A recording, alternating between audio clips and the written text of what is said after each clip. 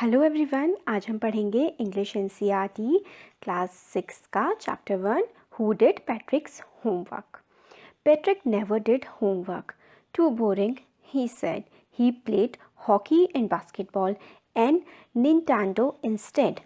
Patrick एक बच्चा था, वो कभी भी अपना होमवर्क नहीं करता था। उसे लगता था कि ये तो बहुत ही ज़्यादा बोरिंग काम है। इसके बजाय वो हॉकी खेलता था, बास्केटबॉल खेलता था और एक निंटेंडो एक वीडियो गेम होता है, उसको वो खेलना पसंद करता था।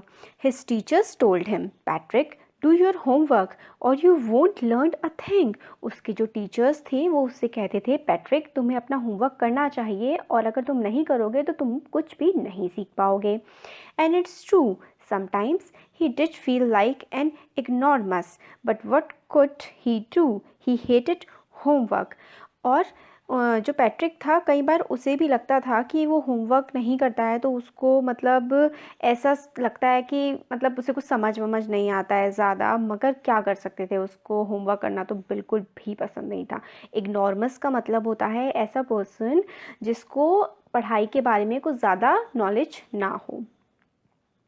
Then one day he found his cat playing with a little dog and he grabbed it away. एक दिन क्या हुआ, उसने देखा कि जो उसकी बिल्ली थी वो एक छोटी सी गुड़िया के साथ खेल रही थी और पैट्रिक ने उस गुड़िया को छीन लिया और वहाँ से हटा दिया। To his surprise it wasn't at all but a man of tiniest size. मगर उसने जैसे ही देखा तो वो एक डॉल या गुड़िया नहीं थी, वो तो एक बहुत ही छोटा सा आदमी था। जो उसका जो हाइट थी, साइज था, वो बहुत ही छोटा था। He had a little wool shirt with old-fashioned breeches and a high tall hat, much like a witch's. और वो जो आदमी था, जो बहुत ही छोटा था, उसने बहुत ही पुराने तरह के ब्रीचेस पहने हुए थे। ब्रीचेस होते हैं जैसे कि छोटे छोटे से ट्राउज़र्स, पैंट्स होती हैं छोटी छोटी सी। और उसने एक हैट लगाई हुई थी, जो उसकी जो टोपी थी वो विचेस मतलब जैसे जो चुड़ैलें होती थी ना, जैसे दिखाते हैं मूवीज़ में और कार्टून्स में, ऐसी ट्रायंगुलर सी हैट लगाई होती है विचेस ने, तो इस टाइप की उसने हैट लगाई हुई थी। He yelled, save me, don't give me back to that cat. I will grant you a wish. I promise you that. तो वो जो छोटा सा आदमी होता है वो चिल्ला रहा होता है, बचाओ बचाओ मुझे, इस बिल्ली से बचाओ, अगर तुम मुझे बचाओगे तो मैं तुम्हें एक विश दूंगा, मतलब मैं तुम्हारी एक इच्छा पूरी करूंगा, मैं तुमसे ये वादा करता हूँ। Patrick couldn't believe how lucky he was. There was the answer to all his problems. Patrick को लगा कि वो कितना ज़्यादा लकी है, उसको तो सारी जितनी भी उसकी दिक्कतें थी वो तो उसकी सारी सॉल्व हो जाएंगी इससे। So he said, only if you do all my homework till the end of the semester, that's 35 days. तो फिर वो कहता है कि हाँ ठीक है, मैं तुम्हें बचा लूँगा, मगर तुम्हें मेरा सारा का सारा होमवर्क करना पड़ेगा जब तक मेरे सेमेस्टर नहीं ख़त्म हो जाते। और सेमेस्टर ख़त्म होने में 35 दिन बचे हुए थे। If you do a good enough job I could even get age. और फिर वो कहता है कि अगर तुमने थोड़ा सा भी अच्छा काम किया तो हो सकता है कि मुझे सारे के सारे ए ही मिल जाए। The little man's face wrinkled like a dishcloth thrown in the hamper. तो जो छोटा सा मैन था, उसका जो फेस था, चेहरा रिंकल्ड हो गया। रिंकल मतलब उसमें जैसे आप लोग मुंह नाक सिकोड़ते हो तो आपके चेहरे पे लाइंस पड़ जाती है ना, तो उसको रिंकल बोलते हैं। और डिश क्लॉथ मतलब जैसे कि जो खाना हम लोग खाते हैं और एक अगर कपड़ा अपने आगे को डाल लेते हैं या फिर उससे हम लोग कपड़े मतलब बर्तन धोते हैं, तो उसको हम कहते हैं डिश क्लोथ। तो वो एकदम से ऐसा हो गया उसका चेहरा उस छोटे से जो आदमी था कि जैसे कि बिल्कुल सिकुड़ गया, जैसे जो सिकुड़ा वो कपड़ा होता है जिससे बर्तन साफ़ करते हैं, वैसा उसका चेहरा हो गया।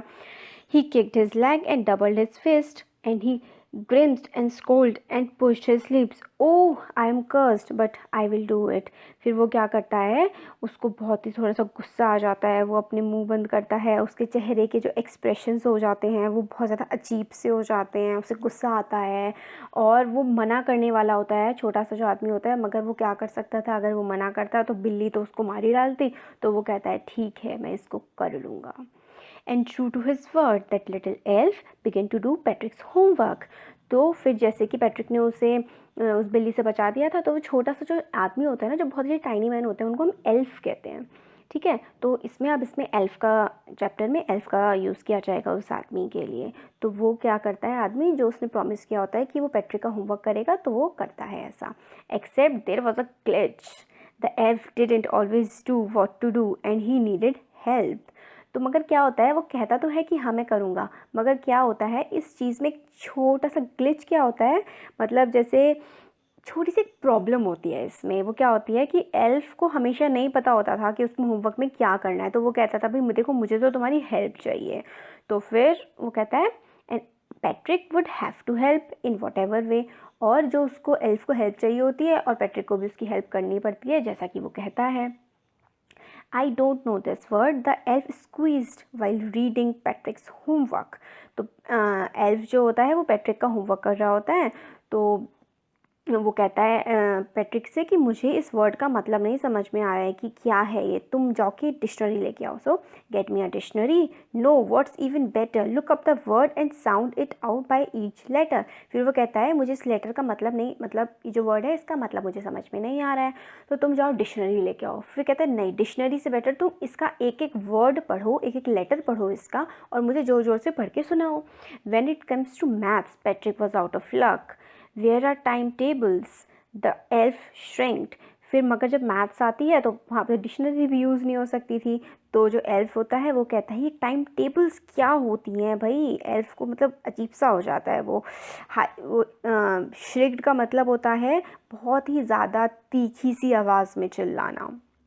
The elves never need that, and addition and subtraction and division and fractions, here sit down beside me, you simply must guide me। तो वो कहता है एल्फ कि हमें कभी भी इन सब चीज़ों की ज़रूरत नहीं पड़ी, जैसे कि प्लस करना, माइनस करना, डिवाइड करना, मल्टीप्लाई करना, ये सब क्या होता है, मेरे साथ में बैठो और मुझे बताओ कि मुझे तुम्हारी हेल्प कैसे करनी है।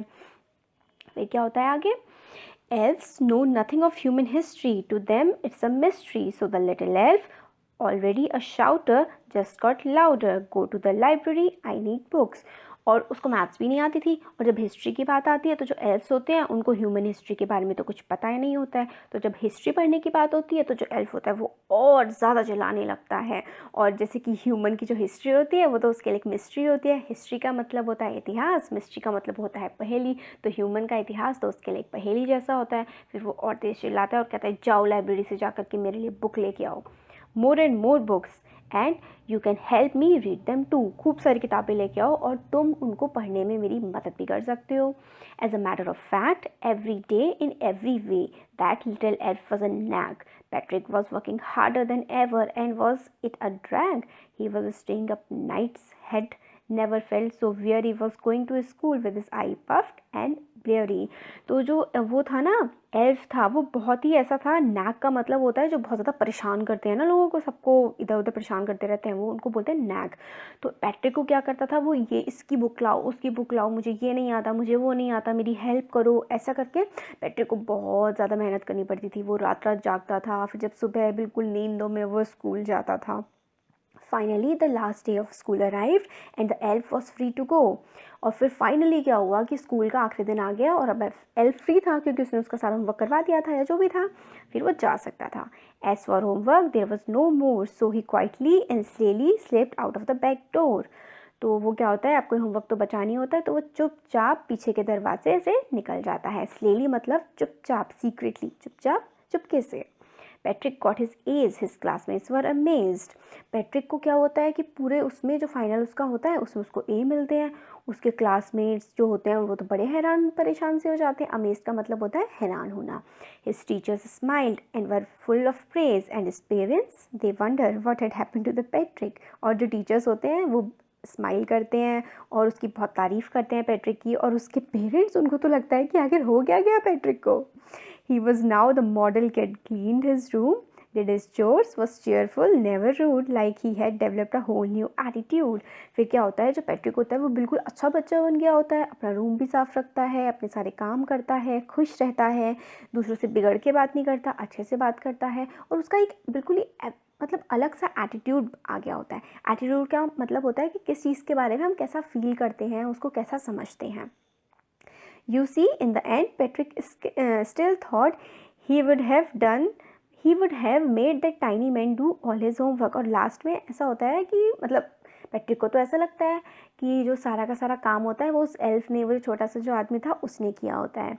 But I will share a secret just between you and me, it was in the elf, Patrick had did it himself. मगर क्या होता है, जो राइटर होते हैं वो लास्ट में बोलते हैं कि मैं आप लोगों के साथ एक सीक्रेट शेयर करता हूँ, काम जो सारा किया था ना वो पैट्रिक ने ही किया था, एल्फ ने तो कुछ किया ही नहीं था। वो कैसे बताइए, क्योंकि जो एल्फ होता है वो तो कहता है कि मुझे तो ये भी नहीं आता, मुझे तो वो भी नहीं आता, मुझे मैथ्स बताओ, ये एडिशन कैसे होता है, सब्ट्रैक्शन कैसे होता है, हिस्ट्री क्या होती है, बुक्स लेके आओ, मुझे पढ़ के बताओ। तो मतलब सारा का सारी चीज़ें, पढ़ाई करना और मैथ्स करना, कैलकुलेशन करना, ये सारा काम तो पैट्रिक ही कर रहा था। तो एट दी एंड सारा काम पैट्रिक ने ही किया था। पैट्रिक को सिर्फ ऐसा लगता था कि किसी और ने उसके लिए होमवर्क किया है। सो आपको कैसा लगा चैप्टर? अच्छा लगा तो कमेंट सेक्शन में बताइएगा ज़रूर, लाइक करिएगा वीडियो को और हमारे चैनल को सब्सक्राइब करिएगा। Thank you so much. Question answers और वर्ड मीनिंग देखेंगे। और पहला वर्ड है इग्नोरमस। इसका मतलब होता है एन इग्नोरेंट और अनएजुकेटेड पर्सन। मतलब जो पढ़ा लिखा नहीं होता है और जो चीज़ों के बारे में ज़्यादा ध्यान नहीं देता है, उसको हम इग्नोरमस कहते हैं। वियरी का मतलब होता है फीलिंग और शोइंग टायर्डनेस, मतलब थक जाना या थका हुआ फील करना, ये होता है वियरी। रिंकल्ड का मतलब होता है क्रीज्ड, कवर्ड विद लाइंस, मतलब जिसके चेहरे पे लाइन पड़ी हुई हो या कुछ क्रीज्ड सा हो, है ना, जो झुर्रियाँ सी पड़ जाती हैं, वो रिंकल्ड होता है। जैसे कपड़ों में अगर सलबट पड़ जाती है, वो भी रिंकल्ड होती है। ब्लरी, ब्लरी क्या होता है? फीलिंग डल और अनफोकस्ड, मतलब ब्लरी का मतलब मन नहीं लगना किसी चीज़ में, अच्छा सा फील ना करना, वो होता है। एल्फ होता है एक स्मॉल इमेजिनरी क्रिएचर, मतलब इस चैप्टर में उसने खुद ही इमेजिन किया हुआ है, जो ऑथर है उन्होंने, छोटे से क्रीचर को। तो अब इसके क्वेश्चन आंसर्स देखते हैं। What did Patrick think his cat was playing with? What was it really? तो पैट्रिक को क्या लगा था कि जो उसकी बिल्ली है वो किसके साथ खेल रही है, और वो सच में वो चीज़ क्या थी? तो इसका आंसर है Patrick thought that his cat was playing with a little doll. तो पैट्रिक को लगा था कि जो उसकी बिल्ली है, उसकी कैट है, वो एक छोटी सी डॉल के साथ खेल रही है। But in fact it was in fact a very small sized man called elf. मगर वो कोई डॉल नहीं थी, वो एक बहुत ही छोटे से साइज का मैन था जिसको एल्फ बोलते हैं। नेक्स्ट क्वेश्चन है, why did the little man grant Patrick a wish? तो लिटिल मैन जो था, छोटा सा आदमी, उसने पैट्रिक को क्या विश, मतलब क्या, मतलब कहा था कि विश मांग लो मैं पूरी करूँगा, वो क्या था? तो इसका आंसर है Patrick had serve the tiny man's save की थी पैट्रिक ने उस छोटे से आदमी की लाइफ कैट से, by not handing him back to the cat. उसने मतलब कैट से बचा लिया था ना, कैट को वापस नहीं दिया था उस छोटे से एल्फ को। So he promise to fulfil one wish of Patrick. तो उसने प्रॉमिस किया था पैट्रिक को कि वो उसकी एक विश को फुलफिल करेगा। क्वेश्चन नंबर 3 है, व्हाट वॉज पैट्रिक्स विश? की जो पैट्रिक था उसकी विश क्या थी? तो पैट्रिक, इसका आंसर है Patrick hated doing homework. Patrick को होमवर्क करना बिल्कुल पसंद नहीं था। His wish was that little man should do all his homework till the end of session. तो वो चाहता था कि जो छोटा सा मैन है वो सारा का सारा होमवर्क कर ले, मतलब जब तक ये क्लास ख़त्म ना हो तब तक पूरा का पूरा होमवर्क वो पैट्रिक का कर दे, वो छोटा सा मैन, ये चाहता था पैट्रिक। इसका पहला, फिर नेक्स्ट क्वेश्चन है, in what subjects did the little man need help to do Patrick's homework? किस किस सब्जेक्ट में जो लिटिल मैन है उसको हेल्प चाहिए थी पैट्रिक का होमवर्क करने के लिए? तो इसका answer, little man needed पैट्रिक्स help in maths, English and history. तो मैथ्स, इंग्लिश और हिस्ट्री में उस लिटिल मैन को पैट्रिक की हेल्प चाहिए थी। How did Patrick help him? Patrick ने उसकी किस तरीके से मदद की थी? तो इसका आंसर है Patrick set beside the little man. वो लिटिल मैन के साइड में बैठ गया था एंड गाइडेड हिम, और उसको गाइड करता था। He bought books from library and read out to him. वो लाइब्रेरी से बुक लेकर के आया था और पढ़ करके उस लिटिल मैन जो था उसको सुनाया, वो करता था कि क्या चीज़ है। फिर नेक्स्ट क्वेश्चन है, who do you think did Patrick's homework? The little man और Patrick himself? Give reason for your answer. आपको क्या लगता है कि पैट्रिक का जो होमवर्क है वो किसने किया था, उस लिटिल मैन ने या फिर पैट्रिक ने खुद ने? तो आप जो भी आंसर देंगे उसका रीज़न भी आपको इसके साथ, आंसर के साथ देना पड़ेगा। तो इसका आंसर है Patrick himself did all the homework. Patrick ने खुद ही सारा होमवर्क किया था। He had to help the elf again and again with guidance and books, क्योंकि वो एल्फ को बार बार उसको मदद करनी पड़ती थी पैट्रिक को एल्फ की, क्योंकि पैट्रिक को तो कुछ पता ही नहीं, एल्फ को तो कुछ पता नहीं था। तो पैट्रिक उससे पढ़ पढ़ के सुनाता था, ये है वो है, और तो सारा का सारा होमवर्क एक तरह से पैट्रिक ने खुद ही किया था। तो ये हमारा चैप्टर कंप्लीट हो गया है। Thank you.